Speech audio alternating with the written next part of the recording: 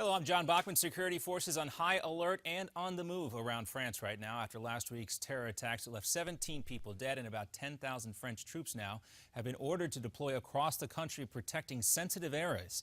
They're expected to be in all places by tomorrow. Now, the search continues for the accomplice in the attacks, including the common-law wife of the gunman who killed a Paris police officer, and then 4 more in a kosher market. Officials now think Hayat Boumadine made all the way to Syria last week. And the Pope today has denounced what he calls deviant forms of religion that inspired the Paris attacks and the ongoing Mideast conflict. He says religious fundamentalism creates a throwaway culture where human beings and even God himself are rejected. Well, today, Israel's prime minister visited the kosher market in eastern Paris, where 4 people were killed on Friday. He was one of dozens of world leaders in this weekend's Unity March in Paris, which was skipped by President Obama. Secretary of State John Kerry says he'll go to France later this week to talk about countering Islamist violence.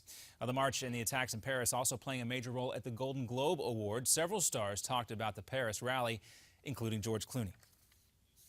They were Christians and Jews and Muslims. They were leaders of countries all over the world. And they didn't march in protest. They marched in support of the idea that we will not walk in fear. In fact, several actors held up signs with the now famous slogan, Je suis Charlie. Investigators in Indonesia now have their hands on one of the 2 black boxes from AirAsia Flight 8501. That flight data recorder had been pulled up, and divers are working on getting the cockpit voice recorder. Now, officials believe the plane, which crashed into the Java Sea last month with 162 people on board, may have basically exploded when it hit the water. And with former CIA chief David Petraeus possibly facing criminal charges, he is getting some support. Senator John McCain says the leak to the New York Times about the possible indictment was a violation of rights under the retired 4-star general, the man he calls a genuine hero.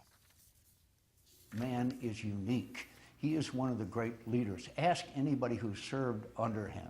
He was an architect of the surge which turned Iraq around. He may have saved thousands of young Americans' lives. Well, prosecutors are reportedly considering a federal felony indictment against Petraeus for allegedly leaking classified information to a woman to whom he was having an affair. And a Hong Kong man is now under arrest for wearing armor made of iPhones. He apparently had nearly 100 iPhones strapped to his body and was allegedly trying to smuggle them into China. That is where they are made. I don't understand what's going on here. Police say they caught him, though, because he was having a weird posture.